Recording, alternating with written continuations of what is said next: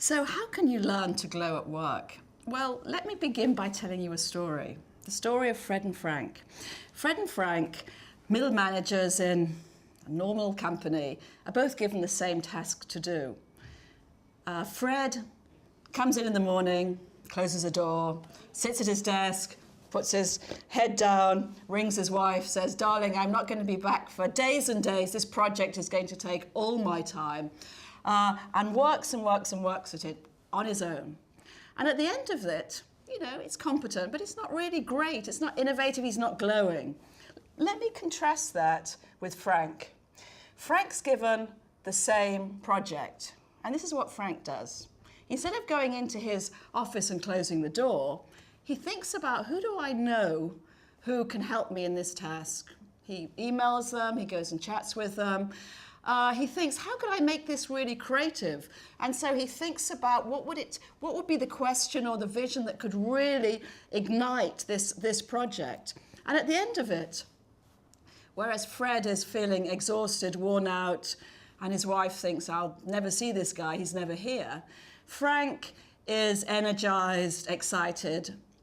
And whereas Fred is downhearted, Frank is glowing. Now, you know yourself, there's times when you feel as if you're glowing, and you've seen it in other people. And so the question that I've asked and I address in my book, Glow, is how do you do that? I mean, how do you become a Frank rather than a Fred? Well, I've looked at lots of Franks and lots of Freds over the last couple of years, and there's three things that I want to suggest you could do right now to make a difference.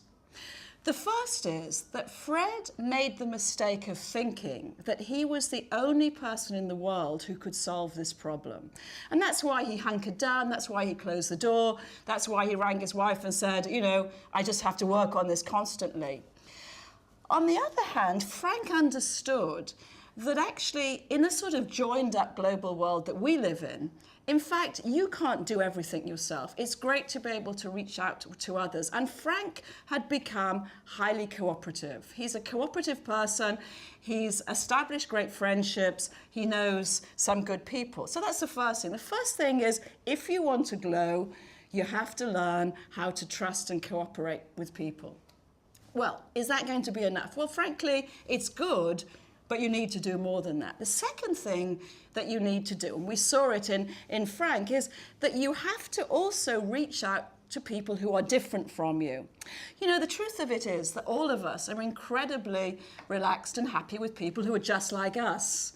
The problem with spending all your time with people who are just like you is that's not really where new ideas come. New ideas come because you're suddenly confronted with somebody with a different mindset, somebody with a different nationality, somebody at a different age, somebody from a different company. So the really smart people who want to glow, people like Frank, understand that building networks across a range of people is just a marvelous way of ensuring that you're always glowing. But there's a third thing that Frank did.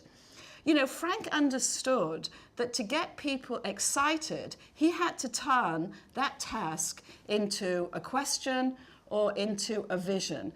And I find that generally people who glow are very adept at reaching inside themselves and finding things that are important and meaningful to them and things that excite others and create innovation. So, are you going to be a Fred or are you going to be a Frank? It's your choice.